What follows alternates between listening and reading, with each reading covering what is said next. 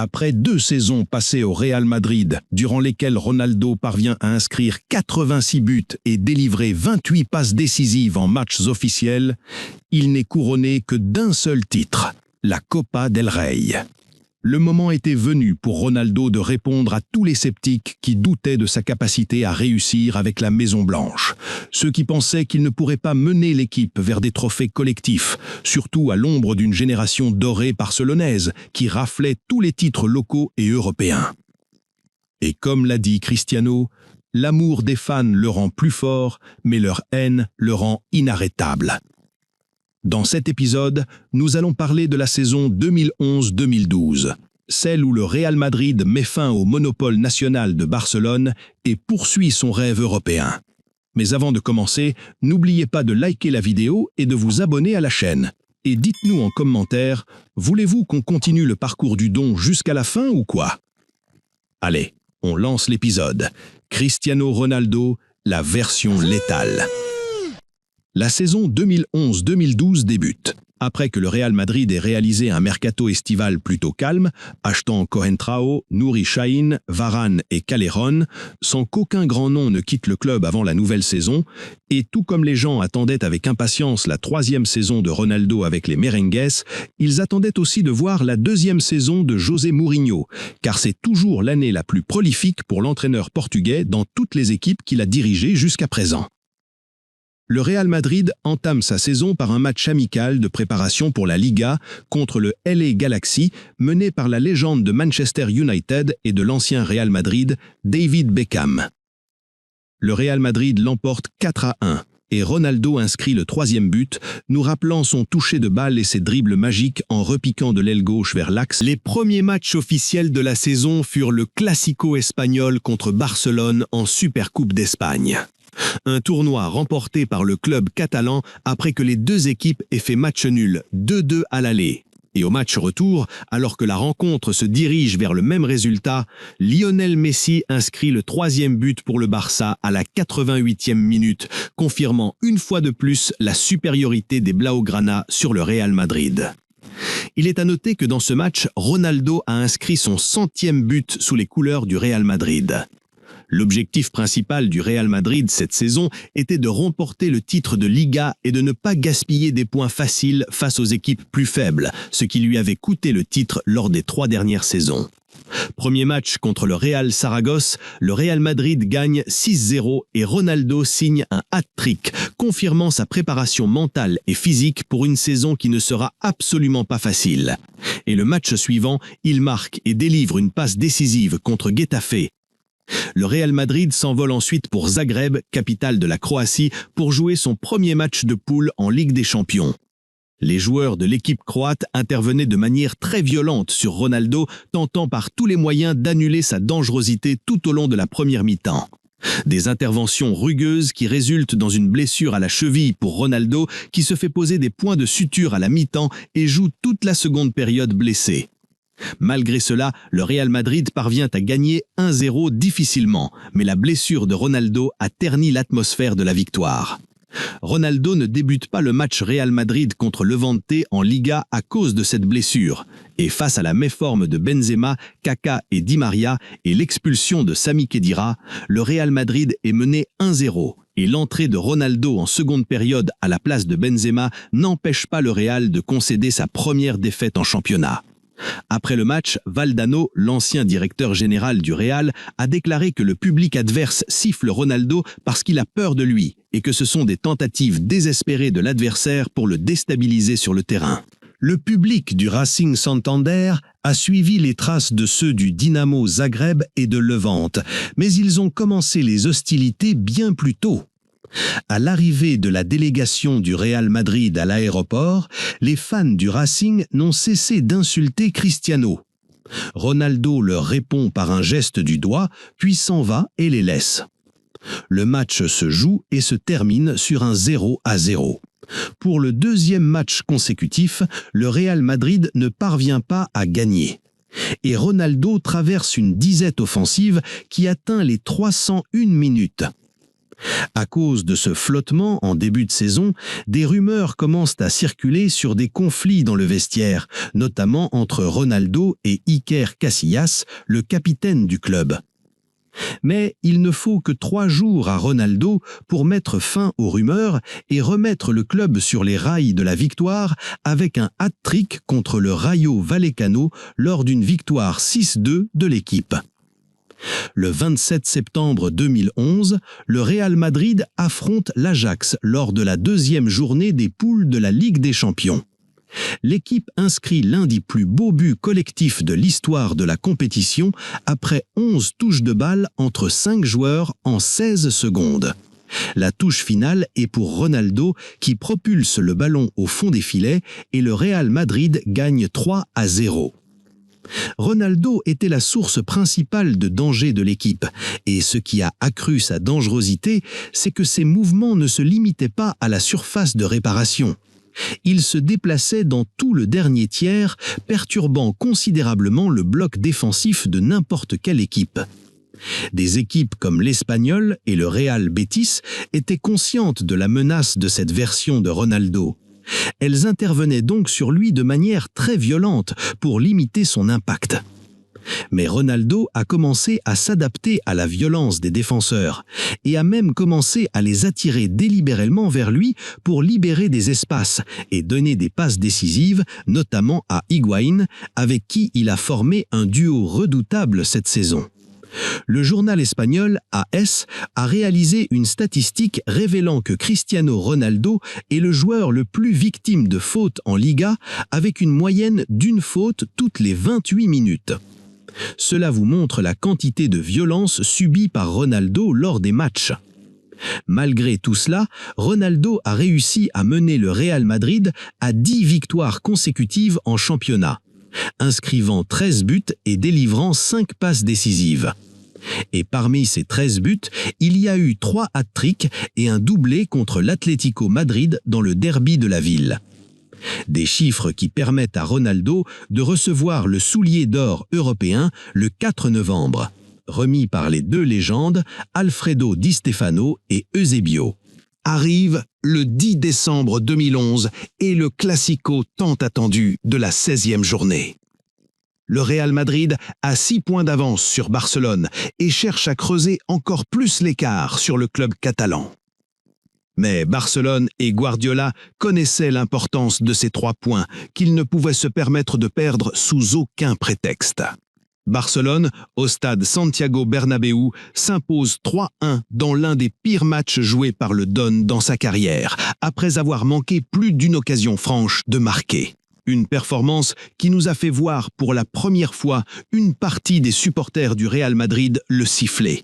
Une scène que personne ne s'attendait vraiment à voir venir du propre public du Real. 3 jours plus tard, Ronaldo revient et inscrit un hat-trick en Copa del Rey, puis un hat-trick contre Séville en championnat. Il déclare ensuite que cette victoire est pour fermer la bouche des critiques et des gens qui ne comprennent rien au football. Ronaldo ne voyait aucune justification aux critiques du public, d'autant plus que l'équipe était toujours en tête de la Liga, avait fini les poules de la Ligue des Champions avec un sans faute et était toujours en lice dans toutes les compétitions. Le 9 janvier 2012, Ronaldo prend la 2e place au Ballon d'Or derrière Lionel Messi et devant Xavi Hernandez. Une cérémonie à laquelle Ronaldo et Mourinho ne participent pas pour préparer le match retour des 8e de finale de la Copa del Rey contre Malaga. Un tournoi que le Real Madrid quitte en quart de finale après avoir perdu contre Barcelone 4-3 sur l'ensemble des 2 matchs. Bien que Ronaldo ait marqué à l'aller et au retour, il a reçu la part du lion des critiques. Le public déversait sa frustration sur lui, lassé de la supériorité continue de Barcelone sur le Real Madrid ces dernières années. Face à la virulence des critiques, Mourinho déclare que Ronaldo fait tout son possible pour le Real Madrid et qu'il ne permettra aucune tentative des médias de toucher à Ronaldo. Le 12 février 2012, précisément lors de la 23e journée, Barcelone perd contre Osasuna 3-2, offrant une opportunité au Real Madrid d'élargir l'écart à 10 points pleins. Ronaldo, chargé à bloc par cette motivation, inscrit le hat-trick le plus rapide de la saison en seulement 12 minutes, marquant au passage le 4000e but du Real Madrid au Santiago Bernabéu et menant l'équipe à une victoire 4-2 sur Levante. On voit Ronaldo célébrer avec Mourinho et le staff technique, et le public du Real Madrid recommence à scander le nom de Ronaldo. Après le match, Ronaldo déclare qu'il est heureux de la victoire, mais que la route est encore longue et que la plus grande célébration aura lieu après avoir scellé le titre de la Liga. Ronaldo continue ses prestations éblouissantes en championnat. On le retrouve lors de la 25e journée contre le Rayo Vallecano, alors que l'équipe est sous pression à l'extérieur et que tout le public du Rayo siffle les joueurs madrilènes. Ronaldo inscrit un but d'anthologie sur une talonnade, trompant tous les joueurs du Rayo qui sont restés figés sur place, stupéfaits par la force de caractère du Don. Ronaldo consolide sa place de meilleur buteur de la Liga avec 29 buts, 2 longueurs devant Lionel Messi qui en est à 27 à ce moment-là. En Ligue des Champions, le Real Madrid aborde le match retour contre le CSKA Moscou en 8e de finale après un nul positif 1-1 sur le terrain du club russe. Le Real Madrid ne rencontre aucune difficulté pour passer en quart, gagnant 4-1. Ronaldo inscrit 2 buts dans ce match et la page Ligue des Champions se referme temporairement pour que l'équipe se reconcentre sur la course à la Liga. Des rumeurs commencent à émerger disant que Ronaldo va quitter l'équipe à la fin de la saison pour retourner en Première Ligue via la porte de Chelsea. Mais Ronaldo répond à ces rumeurs en affirmant qu'il est concentré sur le Real Madrid, qu'il est engagé par son contrat où il reste encore 3 ans avec la Maison Blanche et il ajoute qu'il est là pour prouver qu'il est le meilleur et que pour être le meilleur, il faut réussir dans différents grands championnats et y gagner le titre. Une confirmation de sa focalisation totale avec l'équipe pour décrocher ce titre de champion qui fuit le club depuis 3 ans. Le 24 mars 2012, Ronaldo joue son 101e match de championnat contre la Real Sociedad. Ronaldo inscrit un doublé. Il devient ainsi le 2e joueur le plus rapide de l'histoire de la Liga à atteindre la barre des 100 buts après Isidro Langara et il bat le record de Di Stefano qui avait marqué 100 buts en 105 matchs avec le Real Madrid. Il ne reste plus que 8 matchs de championnat au Real Madrid et l'écart est de 6 points avec Barcelone. Mourinho demande aux joueurs de rester calmes et de reporter toute célébration car rien n'est encore joué. Le Real devait encore affronter Valence, l'Atlético Madrid, l'Athletic Bilbao, Séville et surtout le Classico de la 35e journée. Le tirage au sort des quarts de finale de la Ligue des Champions offre au Real Madrid une confrontation facile face à l'Apoel Nicosie de Chypre. Comme si le tournoi voulait le Real Madrid cette saison. Sans le moindre effort notable, le Real Madrid l'emporte sur l'ensemble des 2 matchs, 8-2. Ronaldo inscrit 2 buts, dont le plus beau est ce coup franc qu'il place en lucarne, levant ensuite ses 2 mains vers le public chypriote, comme pour leur dire que leurs sifflets ne lui font ni chaud ni froid. Arrive le mois d'avril, le mois le plus important pour le Real Madrid dans la saison. La fatigue physique se lisait sur les joueurs, mais pour être champion, il faut se faire violence jusqu'au dernier souffle. Après un match nul 0-0 contre Valence au Santiago Bernabéu, le 11 avril se joue le derby de Madrid entre l'Atlético et le Real au Vicente Calderón. Ronaldo inscrit 3 buts historiques.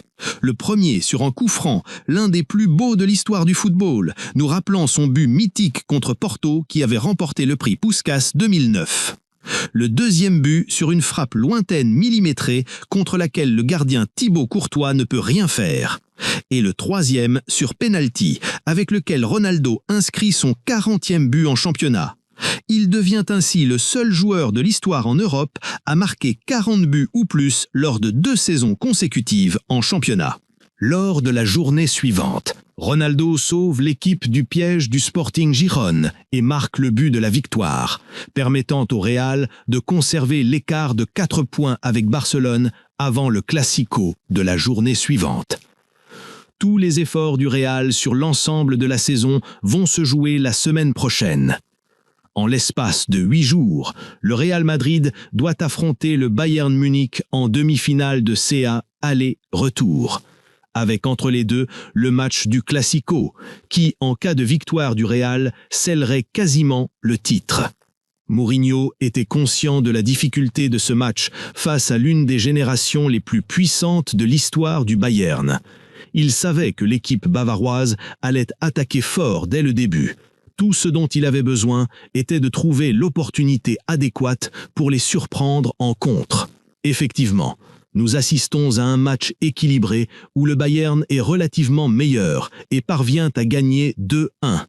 Mais c'était un excellent résultat pour le Real Madrid qui n'avait besoin que d'une victoire 1-0 à domicile pour se qualifier en finale. 4 jours après le match, le Real Madrid voyage à Barcelone pour jouer le Classico au Camp Nou. Le stade qui constitue un complexe pour le Real Madrid, surtout qu'il n'y a pas gagné une seule fois lors des 5 dernières années. Le match commence et à la 17e minute, Sami Khedira profite d'une erreur de Carles Puyol et inscrit le premier but pour le Real Madrid. Après des tentatives de Barcelone pour revenir au score tout au long de la première mi-temps, en seconde période, Alexis Sanchez réussit à marquer le but de l'égalisation et remet les compteurs à 0. Et avant que la supériorité psychologique de Barcelone ne prenne le dessus sur le cours du match, Ronaldo marque immédiatement le but qui redonne l'avantage au Real Madrid et effectue sa célébration « Calma, calma », disant « Je suis là » et que la Liga cette année ne sortira pas de Madrid. Le match se termine, le Real Madrid gagne et tue cliniquement la concurrence pour le titre de champion. Il ferme temporairement la page du championnat, car l'heure est venue de prouver sa suprématie européenne. 25 avril, le match le plus important de l'année. Le Real Madrid a une occasion en or de réserver sa place pour la finale à l'Allianz Arena face à une équipe bavaroise déterminée à se qualifier pour jouer la finale sur ses terres. La veille du match, nous avons connu le premier finaliste, Chelsea, qui a réussi à éliminer Barcelone. C'est une motivation supplémentaire pour le club royal de mettre fin à l'hégémonie locale et européenne de Barcelone en une seule saison. Ce qui garantirait à 100% à Ronaldo de gagner le 2e ballon d'or de sa carrière. Le match commence par une attaque massive du Real Madrid, tentant d'imposer son style rapidement. Un style qui force le Bayern Munich à commettre des erreurs, leur coûtant un penalty transformé par Ronaldo à la 6e minute. Ensuite, à la 14e minute, Ronaldo parvient à exploiter l'espace laissé par Boateng et Badstuber dans la ligne défensive et inscrit le 2e but. L'équipe met 1 pied et demi en finale. Mais Jupp Heynckes, l'entraîneur du Bayern, réagit et résout les problèmes dans l'entrejeu, ce qui permet au Bayern Munich de retrouver son équilibre et de rétablir la parité dans le jeu. Et alors que le Real tentait de tuer le match avec un 3e but, Pepe, le défenseur du Real, concède un penalty sur Mario Gomez. Le Bayern Munich marque son but pour réduire l'écart et égaliser sur l'ensemble des 2 matchs. Au fil du temps, la fatigue a commencé à se faire sentir sur les joueurs du Real, physiquement épuisés par le Classico joué 3 jours plus tôt. Nous voyons alors le Real passer de l'attaque à la défense, opérant en bloc bas durant la majeure partie du match. Après 90 minutes, suivi de 30 minutes de prolongation où on a vu une menace constante sur les filets de Casillas et Neuer, le match arrive au tir au but. La séance commence et c'est le Bayern Munich qui tire en premier. David Alaba marque le premier tir. C'est Ronaldo qui s'avance pour tirer le premier penalty pour le Real Madrid, car il était le mieux préparé mentalement pour ouvrir le bal. Ronaldo s'élance, frappe avec puissance, mais rate son tir. L'arrêt de Neuer face à Cristiano met une pression immense sur les joueurs du Real Madrid, car Neuer jouait l'un des meilleurs matchs de sa saison. Mario Gomez inscrit le 2e pour le Bayern, et Neuer, pour la 2e fois, arrête le tir de Kaka.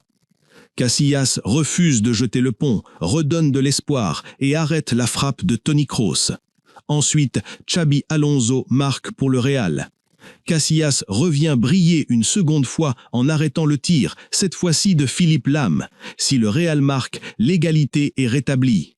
Sergio Ramos tente de frapper fort pour que Neuer ne puisse pas l'atteindre, mais il force trop et le ballon s'envole dans les tribunes.